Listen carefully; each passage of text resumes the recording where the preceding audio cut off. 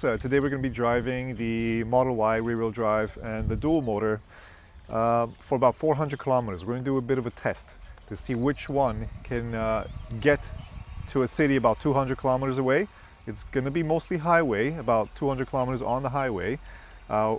And when we get back, we're going to see who gets here first. So it's going to be kind of a race, if you will, but we will limit ourselves to 120 kilometers per hour. Yeah, and both cars are charged at 100%. We just unplugged them a few moments ago. They both have the exact same tires, same PSI. They're about 6 months old. The rear-wheel drive is 6 months older than the dual motor. So it's essentially the same. They kind of have the same mileage.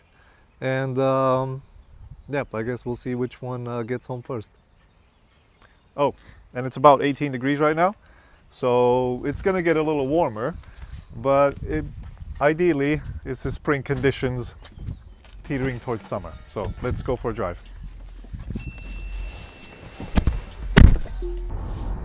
So we're just about to hop on the highway. It's about 10 kilometers from our place to the highway on-ramp. And we've set in our destination. That's 186 kilometers away right now. It's saying that the rear-wheel drive will get there, according to the Tesla map. It'll get there with 35% state of charge. And then the dual motor, which is right in front of us, is supposed to be finishing on 47%. Getting to the destination on 47%. So we'll see which one's more accurate. Chances are we're going to get there with a lot less, but I guess we'll find out. So we just hopped onto the highway. We are cruising at 120 locked, which is around 65 miles an hour, I believe. I'll double check that. Both cars are in chill. We don't normally drive in chill mode, but I noticed a lot of people asked about it, so I don't think it makes any sort of difference on a highway, but we'll give it a shot anyway. So they're both in chill mode. Interior temperature is 21.5 degrees for both. It should take us about an hour and 40 minutes to get there. State of charge right now for the rear-wheel drive is 97%, and the dual motor is at 97% as well. So we're actually about 50 kilometers in. We still have an hour and 30 minutes to get to the supercharger of basically highway driving. And the preconditioning pop-up just showed up on my end on the rear-wheel drive. There's nothing though on the dual motor, so that might eat into my battery quite a bit, but I guess we'll see if it ends up helping me when we get to the supercharger. So we are now 30 minutes away from our destination. The rear-wheel drive is on 57% charge. We're still preconditioning the battery, and the dual motor is on 66% charge. So there's a bit of a difference. What is that? 10?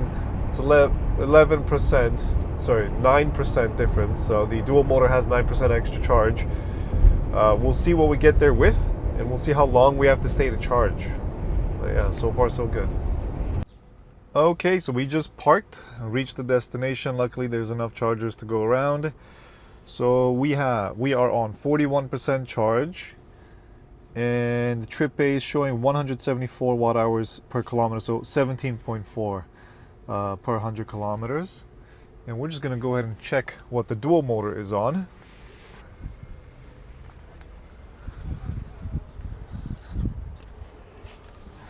The dual motor is on 53% with 183 watt hours per kilometer. The difference is actually very, very small. Very surprising. In the winter, it was a much larger gap. But now what we're going to do is set our destination to home. And then, we'll see if we need to charge. But looking at this, apparently does not need to charge. So the dual motor should be good to go without charging at all. I'm going to go ahead and check the rear-wheel drive and see if I need to charge. Okay, we'll click home again. Okay, so it tells me I need to charge for 15 minutes. And or if I start now, it's going to be minus 12%. That is interesting. Let's test it out. We seem to be charging with about 163 kilowatts. So I guess the preconditioning did its job. And it says I need 8 more minutes to charge before I can continue on my trip. Okay, we're all ready to go. So the rear-wheel drive has now charged, and it's saying that we need 9% to get home. We're going to get home with 9%. And the dual motor is showing the exact same thing, so 9% to get home. I'm on 65% charge. Let's have a look at the dual motor. The dual motor is showing 53% charge and 9% for the destination. So we'll go for a drive. We're going to maintain the same speed as we did before. It's going to be 120 kilometers per hour.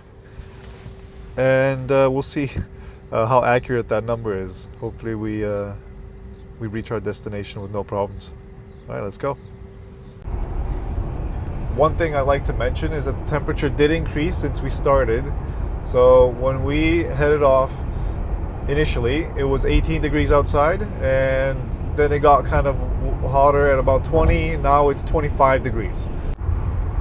So we're just about 30 minutes away from our destination.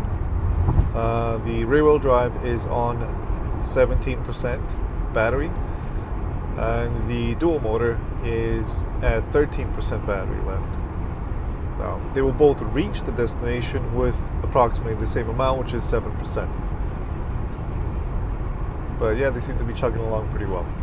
So we reached our destination with 4%. This is with the rear-wheel drive. And since our last trip, so since the last charge, we've done 205 kilometers, and the efficiency was 16.5, or 165 watt hours per kilometer. Not bad, not bad. Let's see what the dual motor had. And he has a slightly, this one, 17.9, so 175 watt hours per kilometer. So just a little bit more, not a big difference though, not a huge difference. What exactly have we learned from this little efficiency test or drive? Basically, the difference between the rear-wheel drive and the dual motor is much smaller than it was in our previous test, which was done in winter conditions. So in the spring, or let's say around 20-25 degrees Celsius, the difference seems to be minimal. So whichever one you go for will be perfectly fine.